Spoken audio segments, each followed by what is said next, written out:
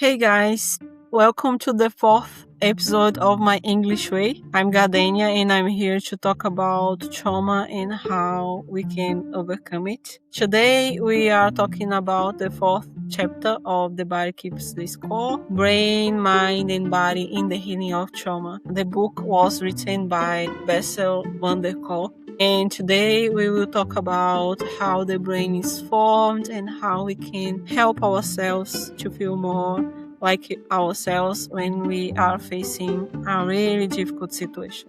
Okay, and then let's begin. And the doctor he starts this chapter talking about a boy. And on September 11, 2001, Noam Sol, a 5-year-old boy, saw the first plane crash to the World Trade Center. And after that, he could be safe. And the doctor went to visit his family because he knew no one he drew about what happened at that day. The doctor also saw that he drew a black circle and then asked what was this black circle doing there, and Noah he could explain that this black circle was a trampoline, and that trampoline was there to help people next time they had to jump. Then it was for people to be safe the next time. And the doctor explained that doing that, he used his imagination to process what he had witnessed to continue living.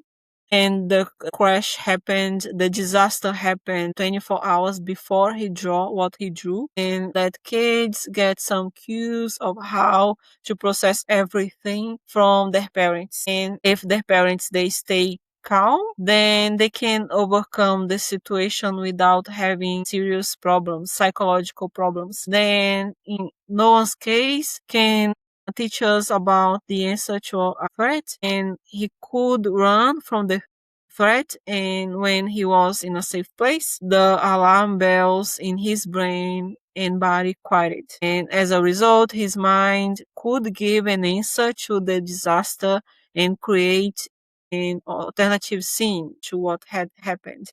The doctor explained that for traumatized people, they cannot have this alternative scene. They cannot create that.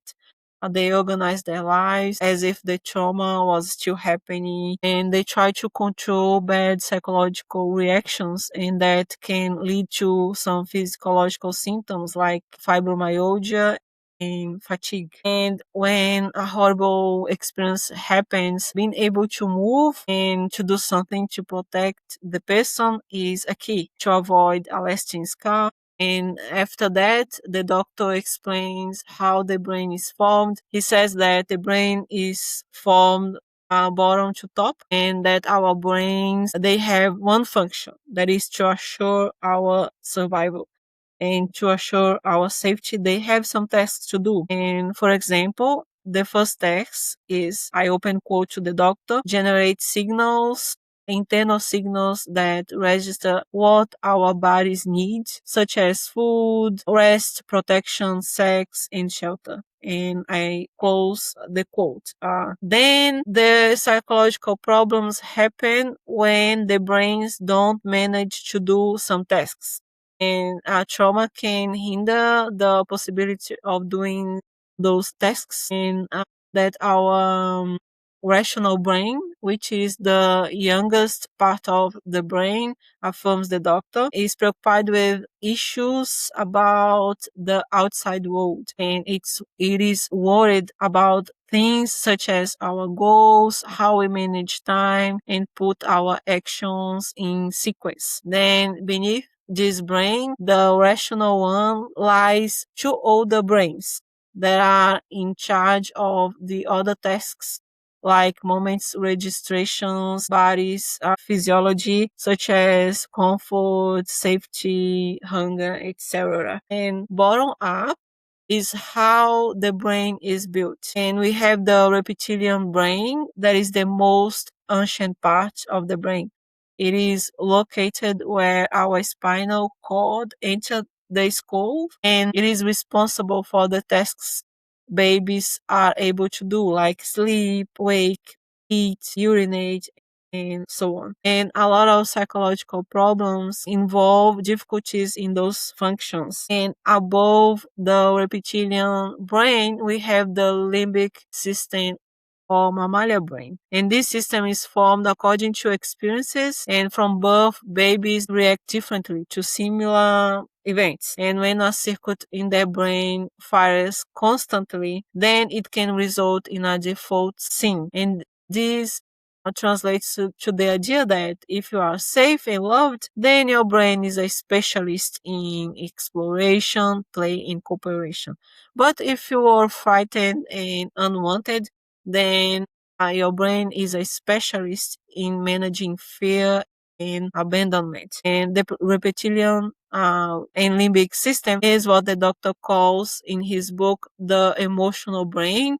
And the emotional brain takes care of our well-being, and it is at the heart of the central nervous system. It can alert us about some danger or special opportunities by releasing some hormones, and the sensations we have because of the hormones can affect our decisions in life. And the emotional brain can also initiate a plan for us to escape from some situation, and it does that automatically without a thought or plan. Our conscious capacities will be on only later. And the top layer of the brain is the neocortex, and a part of the neocortex, the frontal lobe, is developed at a fast pace in the second year of a person's life. And the frontal lobe controls the capacity of sitting still, keeping sphincters in check, being able to use words rather than acting out, and so on. And because of it, we can use language, have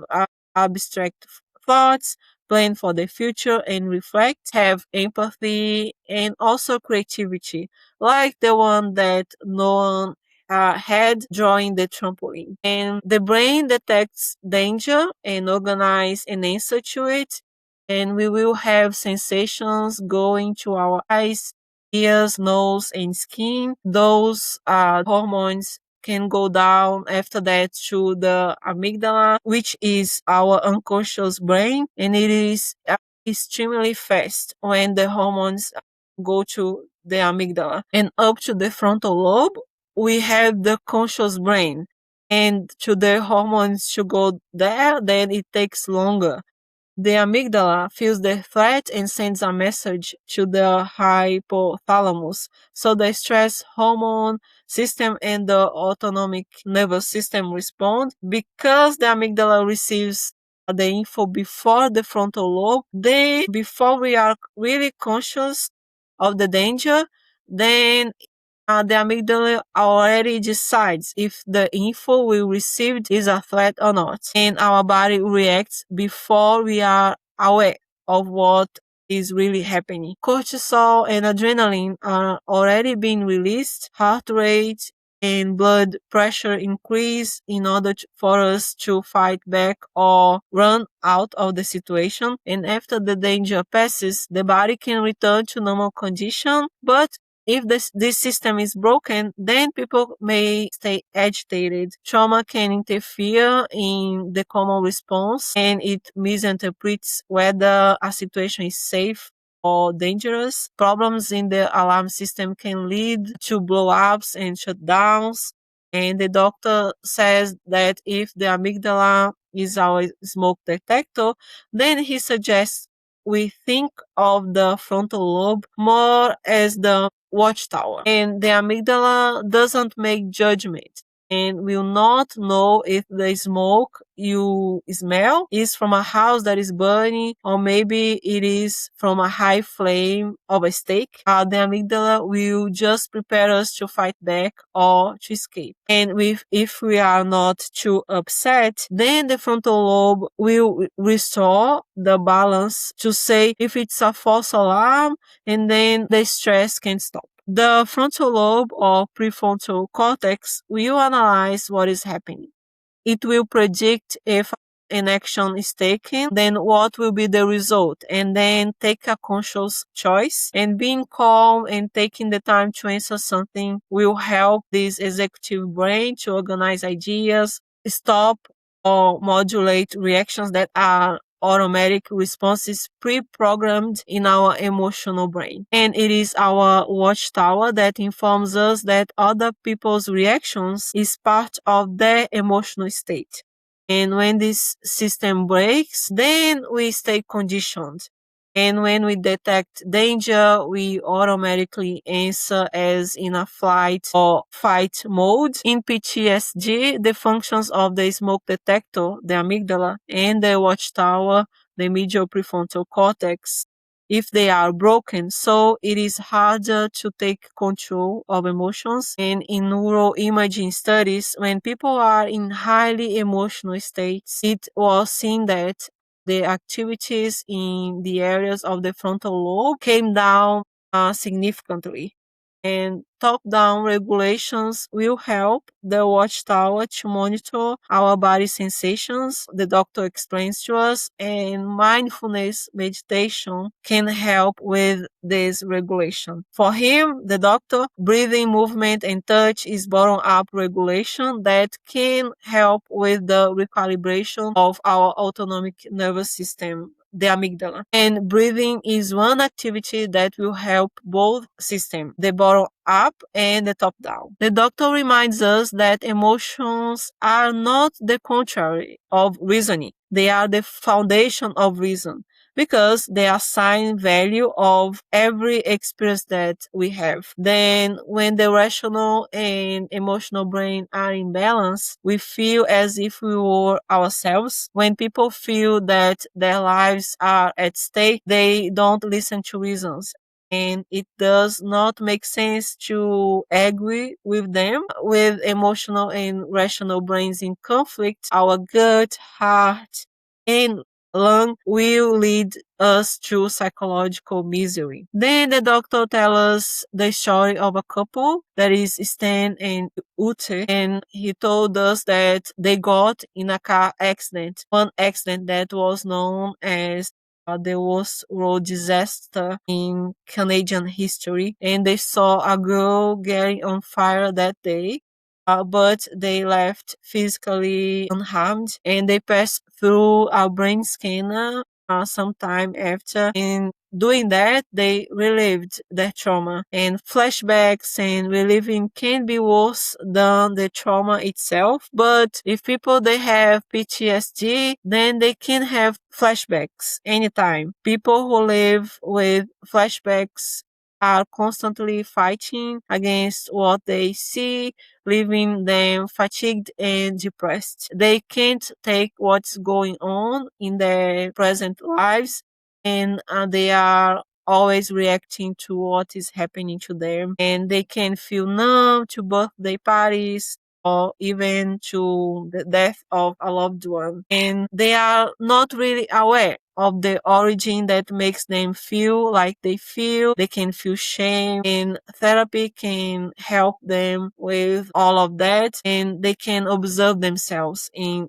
therapy. They now have a battlefield inside them, and they have this fight between past and present happening inside their bodies, and the challenge is to manage their internal sensations. And identifying and naming what is happening internally is the first step to recovery. It was what the doctor explains. And if your amygdala is too much activated, then you think people hate you or that they want to get you. In the frontal lobe, if the right and left dorsolateral prefrontal cortex is not activated, people can feel trapped in the moment and not have the feeling of present, past, and future, according to the doctor. And being aware of the events and knowing that those events have their ends will change all experience because they can become tolerable. And my take on this chapter is that the amygdala and the prefrontal lobe have to work together. And from this, we will have a better reaction to what is happening. Then giving time to answer to anything is a way to have moderation in life, and we have meditation and breathing to help us with that. Then we can, if we have this balance in our lives, then we can maybe not react so much to what people do and what people say to us. And I strongly recommend the reading of The Power of Now by Eckhart Tolle, and because he will talk about the importance of being present, and he has a lot of great tips to meditate. And the one important thing about meditation that he talks about is that you can meditate where you are with what you have, and if you don't have silence, then I believe that he really makes the doing of meditation easier. And you can go to his book and maybe to some of his podcasts to know more about what he talks about. And I believe you will be happy to know about that. Then that is all. That was the 4th chapter. And so I will leave you a question. Then how often do you use breathing to find your center when something happens, something difficult happens to you? Then let me know in the comments. If you liked this episode, please share it with a person that will maybe benefit from it. Thanks so much for listening to me. See you next time and have a great one.